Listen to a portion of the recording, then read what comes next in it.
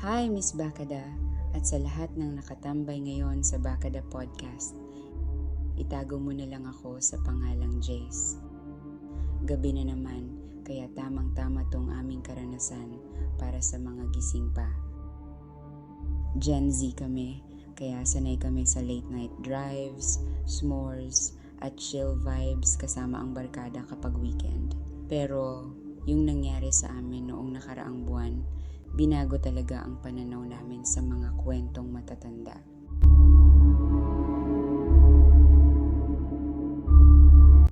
Ito noong Sabado, May 16, 2026.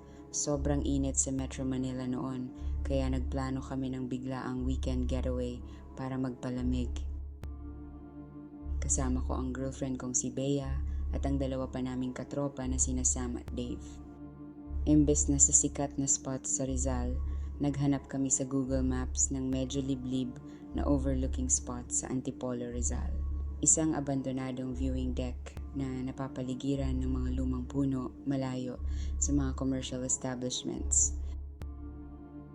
Dinala namin yung sasakyan ni Dave, naglatag ng folding chairs sa likod ng trunk at nag-enjoy sa view ng city lights habang nagpapatugtog ng mga lo-fi tracks.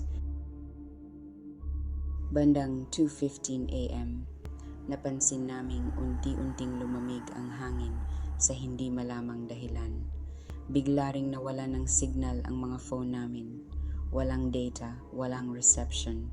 Kasunod nito, ang pagtahimik ng buong paligid. Kahit ang huni ng mga insekto sa damuhan, nawala ng tuluyan. May narinig kaming mabigat na kaluskos mula sa kakahuyan sa gilid ng viewing deck. Noong una, akala lang namin ay aso o pusa, kaya hindi namin pinansin at itinuloy ang kwentuhan. Ngunit ilang sandali pa, naramdaman namin ang kakaibang pakiramdam na parang may matang nakatitig sa amin mula sa itaas. Ibinaba ni Sam ang volume ng music. Doon namin napansin ang isang figura na nakasabit ng pabaligtad sa sanga ng isang malaking puno ng akasya. Ilang metro lang ang layo sa kotse namin. Miss Bakada, napatigil kaming lahat. Hindi siya ang tipikal na aswang na madungis o mukhang matanda. Ang nakita namin ay isang batang babae, mukhang nasa 20 anyos din, katulad namin.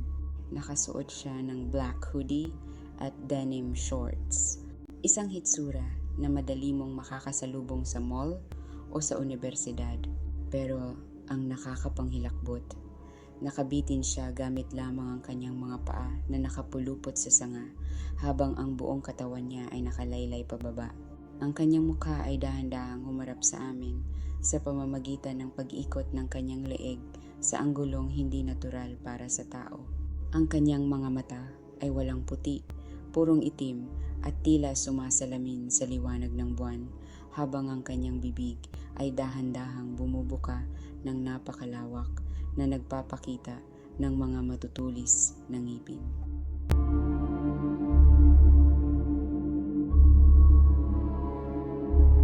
Pasok sa kotse, bilisan nyo, pabulong pero mariing utos ni Dave habang pilit na pinapakalma ang kanyang boses para hindi kami magpanik.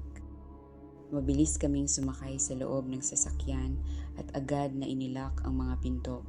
Sa sobrang takot, iniwan na namin ang mga folding chairs sa labas. Agad na pinaandar ni Dave ang makina at mabilis na ikinalos ang manibela para umikot pabalik sa highway. Habang umaabante kami, narinig namin ang isang malakas na bagsak sa ibabaw ng bubong ng kotse. Yumanig ang buong sasakyan sa bigat ng puwersa. Sa side mirror, nakita ko ang mahabang braso na may matutulis na kuko na nakalaylay mula sa bubong. Sinusubukang abutin at basagin ang salamin sa may bintana ni Bea. Umiiyak na si Bea habang yakap ko siya. Todo apak si Dave sa gas. Kahit madilim at paliko-liko ang daan pababa ng Antipolo, hindi siya nagbagal ng takbo. Ang nilalang sa itaas ay patuloy na kumakalmot sa yero ng kotse na lumilikha ng malalalim na tunog ng pagkayod ng metal. Pagdating namin sa isang kurbada kung saan may malaking arko na may ilaw, naramdaman namin ang biglang paggaan ng sasakyan. Tumalon siya paalis.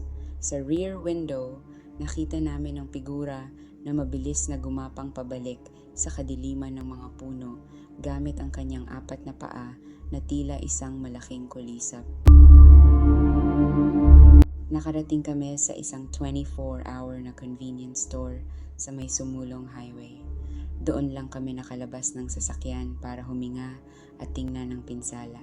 Ang bubong ng kotse ni Dave ay may mga malalalim na yupi at mahahabang gasgas na tila ginamitan ng matalas na bakal.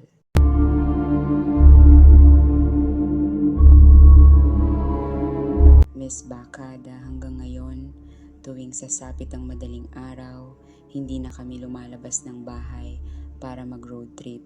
Mahirap paniwalaan kung hindi mo mararanasan, pero totoong may mga bagay na hindi maipaliwanag ng siyensya na nagtatago lang sa dilim, nag-aabang sa mga susunod na mapapadpad. Maraming salamat sa pagbasa ng kwento ko, Miss Bakada, at mag-ingat po kayong lahat sa pagbiyahe sa gabi.